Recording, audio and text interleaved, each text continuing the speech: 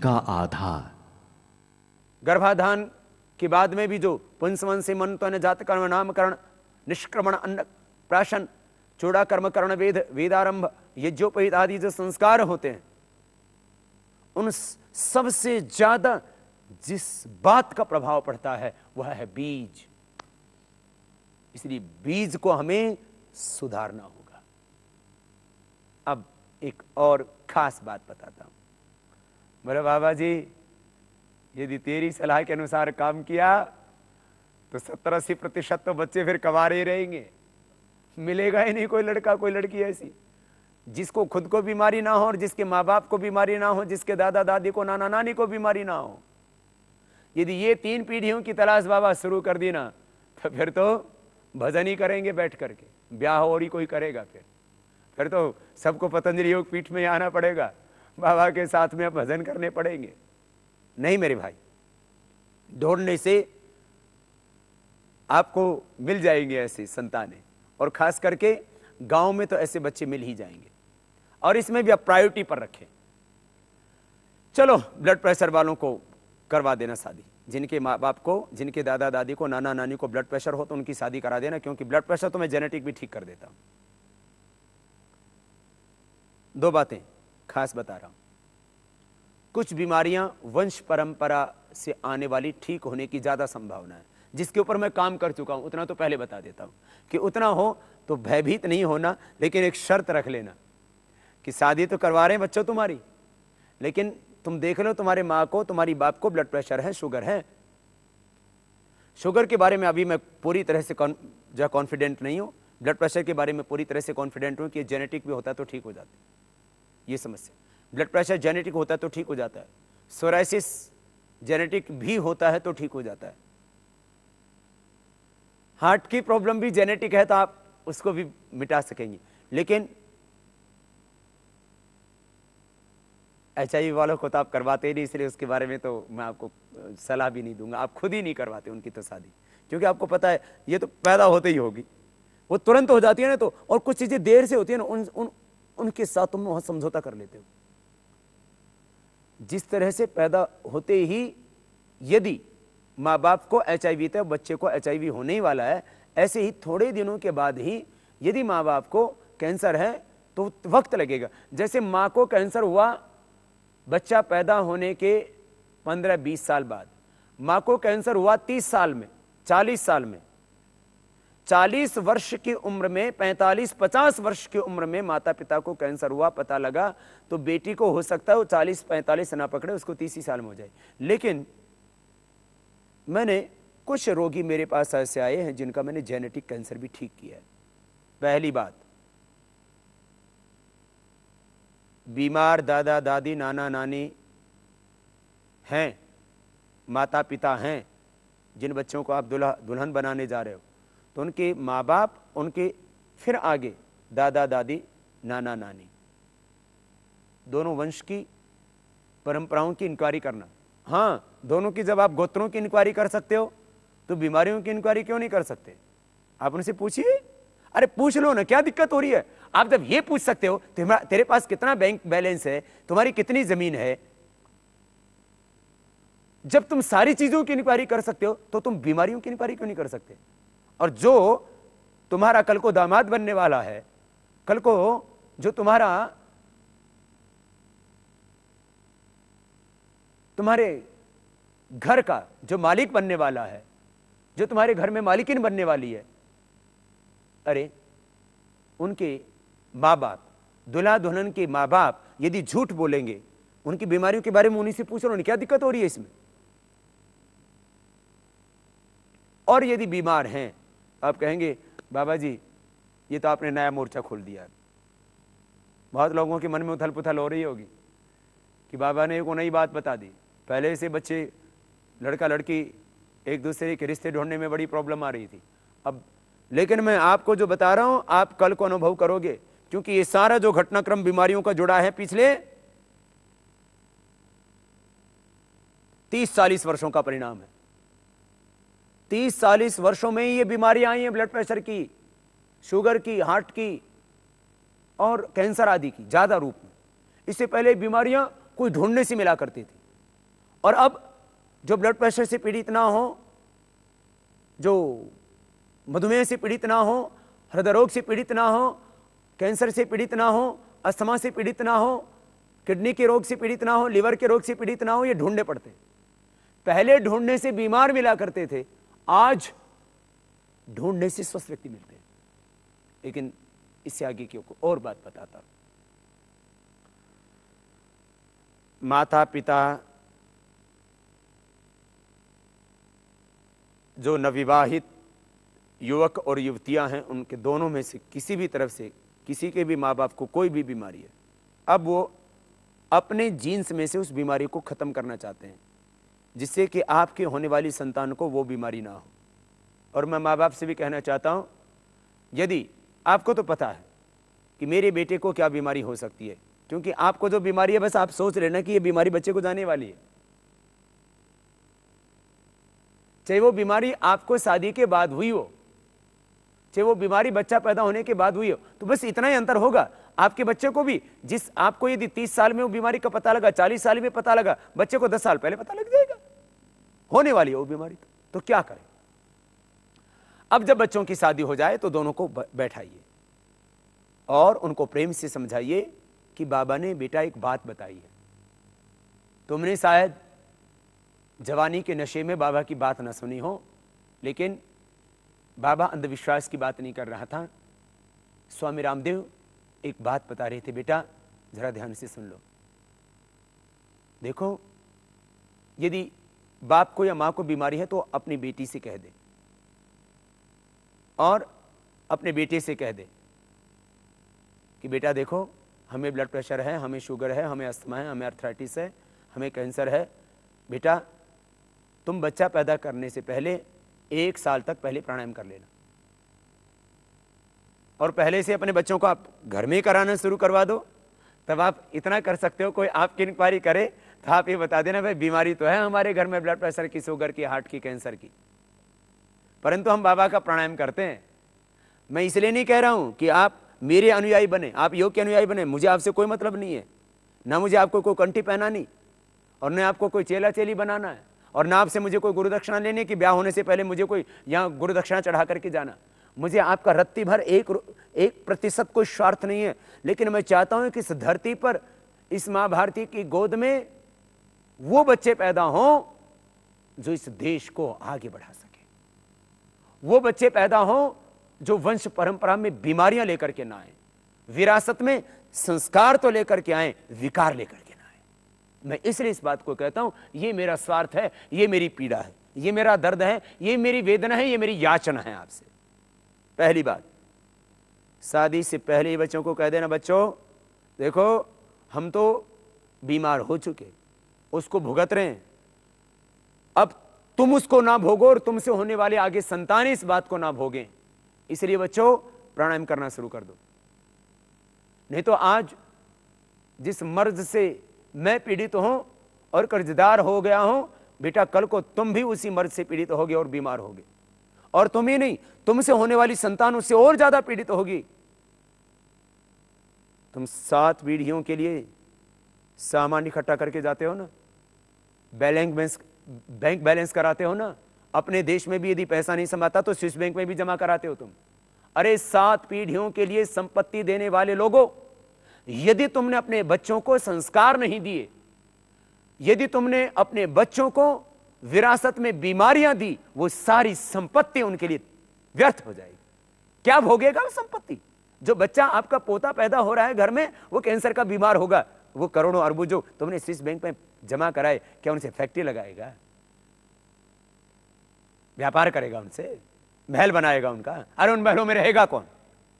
जब महलों में रहने वाले बच्चे ही कैंसर से पीड़ित होंगे, महलों में रहने वाले बच्चों को ही 35 साल में हार्ट अटैक हो जाएगा, तो उन महलों का फायदा क्या होगा?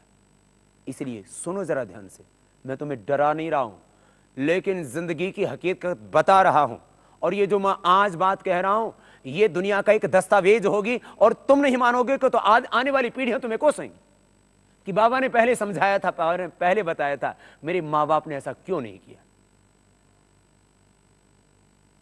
ये बहुत गंभीरता से इस बात को मैं कह रहा हूं कि 7 पीढ़ियों के लिए संपत्ति जुटाने वाले लोगों, तुम बच्चों को विरासत में बीमारियां मत दे के जाना, नहीं तो ये तुम्हारे महल, ये सारी अट्टालिकाएं, ये तुम्हारी सारी सत्ताएं, ये तुम्हारी संपत्तियां, ये सारा वैभव, ये सब जमीनें बेकार हो जाएंगी। अरे वो जो इंसान ही यदि बंजर हो जाएगा तो ये जमीनें किस काम आएंगी? तुम सोचते हो कि मैंने बड़ी उपजाऊ जमीन खरीद रखी है, बच्चों को 1000 एकड़ जमीन देकर जा रहा हूं, 500 एकड़ जमीन देकर के जा रहा हूं, सब व्यर्थ हो जाएगा यदि तुमने विरासत में बच्चों को वो बीमारियां दी जो मौत का पर्याय बन चुकी। तो क्या करें? आप बीमार हो ना, और आपको बीमारी का पता लग गया और आपके बच्चे की उम्र 5-10 साल हो गई, उसको बोलिए बेटा तुम प्राणायाम करना शुरू कर दो, जो आज हम भोग रहे हैं कल को तुम्हें नहीं भोगना पड़ेगा। बार बार समझाइए, बार बार समझाइए। सचमुच मैं आपको हकीकत बताता हूँ, बच्चों को आप जो बताएंगे बच्चे वो करेंगे। बच्चे आज जैसे देखते हैं, जैसे सोचते हैं, जैसे विचारते हैं, वो सब आप ही का रूप है उनमें। बच्चों को प्यार से, ममता से, वात्सल्य से, भाव से, हृदय से समझाइए। आपकी बात वो समझेंगे।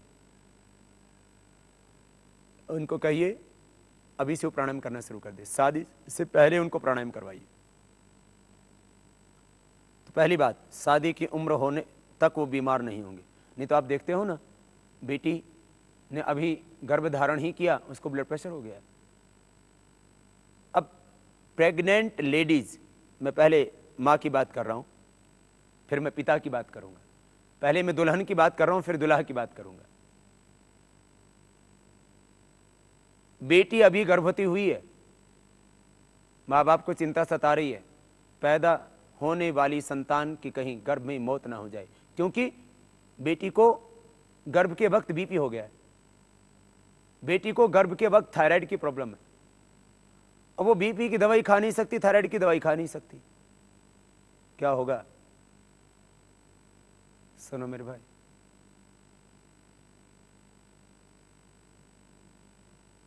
गर्भ धारण करने से पहले प्राणायाम करके अपने आप को ठीक कर लेना। यदि आपको ब्लड प्रेशर है, यदि आपको कोई भी बीमारी है, पहले योग से अपने आप ठीक हो जाओ, नहीं तो बीमार संतानें देश को दे करके जाओगे, अपनी परंपरा में एक अवरोध पैदा करके जाओगे, ये ठीक नहीं होगा। सुनो जरा, शादी से पहले प्राणायाम कर लेना, और शादी होने के बाद यदि पहले नहीं होश आया था या नहीं पता लगा था, तो शादी होने के बाद बच्चे तब पैदा करना जब आपका बीपी क्योर हो जाए। 3 से 6 महीना अधिकतम लगता है बीपी क्योर होने में। और सुनो, एक खास बात बता रहा हूं, मैंने पहले डराया नहीं, हकीकत बताई थी, लेकिन अब एक और खास बात बता रहा हूं जो मैंने देखी है। 9 महीने में पूरा जेनेटिक चेंजेस आ जाता है अंदर। माने जैसे मां के गर्भ में 9 महीने में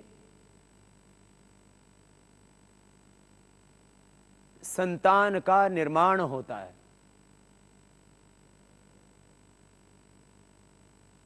उसका अस्तित्व पूरी तरह से विकसित होता है, ऐसे ही प्राणायाम से 9 महीने में 99% उन बीमारियों से आप मुक्ति पा सकते हो जो बीमारियां आपको वंशानुगत रूप में मिली हैं।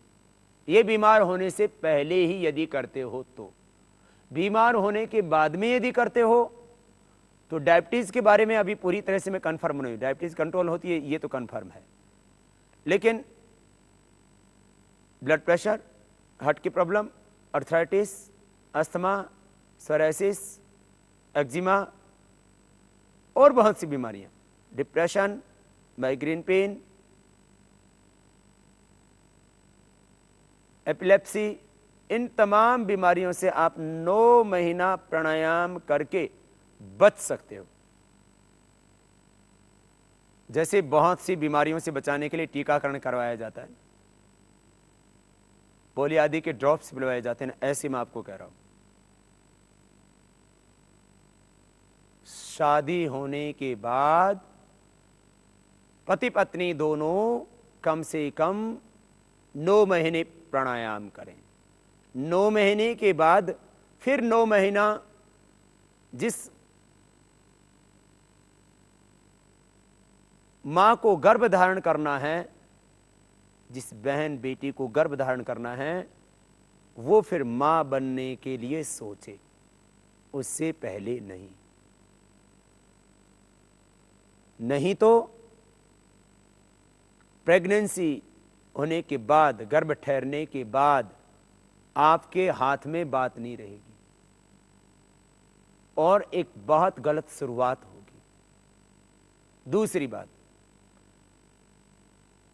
बेटी के अलावा बेटे को कोई बीमारी है, दुल्हा को कोई बीमारी है, अब उस नवविवाहित युवक को कोई बीमारी है, तो वो भी पहले 9 महीने प्राणायाम कर ले। तो उसको यदि माँ बाप से ब्लड प्रेशर होने की संभावना है, अभी हुआ नहीं है तो भी करना पहले। उसको माँ बाप से अस्थमा, आर्थराइटिस, हृदय रोग होने की संभावना है, तो पहले वो भी पहले 9 महीना प्राणायाम कर ले। 2 घंटा 5 से 7 यही काम करें दोनों पति पत्नी। अरे आप बहुत बड़ा काम करने जा रहे हो, एक नई संतान का आह्वान करने जा रहे हो, अपना एक प्रतिनिधि दुनिया में छोड़ करके जा रहे हो, ये छोटी बात नहीं है। ये बच्चे जो खेल खेल में पैदा हो रहे हैं, माँ बाप काम सुख भोग रहे हैं, वासनासक्त हो रहे हैं और बस बच्चे पैदा हो गए। नहीं नहीं नहीं मेरे भाई, पिता बनना है तो राम जैसा बनना, कृष्ण जैसा बनना। पिता बनना है तो मेरे भाई अपने पूर्वज ऋषियों का अनुसरण करना। आज चुनौतियां बहुत बड़ी हैं। आज वैचारिक चुनौती नहीं है, पहले समाज में मात्र वैचारिक चुनौतियां थी, आज व्यवहारिक चुनौती। व्यवहारिक और शारीरिक चुनौतियों को यदि तुमने अभी इनका सामना नहीं किया तो कल को प्रायश्चित के सिवा और कोई उपाय नहीं रहेगा। एक खास बात आपको बता रहा हूं, पिता या मां से कोई भी बीमारी यदि बच्चे को होने की संभावना है, अर्थात जो अभी युवक और युवती जिनका अभी विवाह हुआ और दोनों ने अब संकल्प कर लिया कि उनको संतान की उत्पत्ति करनी है, ये बहुत बड़ी चुनौती का काम है। और सुनो, माता पिता दोनों की तरफ से, माने बेटी की तरफ से और बेटे की तरफ से, युवक या युवती की तरफ से, किसी भी ओर से यदि कोई भी बीमारी होने की संभावना है तो अब गर्भवती मां को गर्भ में ही प्राणायाम कराना होगा बच्चे को। माने बच्चे को तो क्या कराएगी, मां को करना होगा। गर्भवती मां को 9 महीने तक प्राणायाम करना होगा। उससे आप उन बीमारियों का निवारण कर पाएंगी जो बीमारियां आपको विरासत में मिलने की संभावना है। ये कोई शनि की तो राहु का उपचार नहीं बता रहा हूं कि बाबा पहले तो उन्हीं से फुर्सत नहीं थी, शनि की दशा से कैसे बचें, राहु केतु आदि की दशा को कैसे टालें, साढ़े सती कैसे टालें, ये जो ग्रहों का चक्र चल रहा है इससे कैसे बचें। बाबा कोई नई साइंस पैदा कर दी अब तुमने, मैंने कोई नई साइंस पैदा नहीं की है। ये जो हमारी संस्कृति की जो अनमोल धरोहर थी संस्कारों की, मैं मात्र आपका उससे परिचय करवा रहा हूं।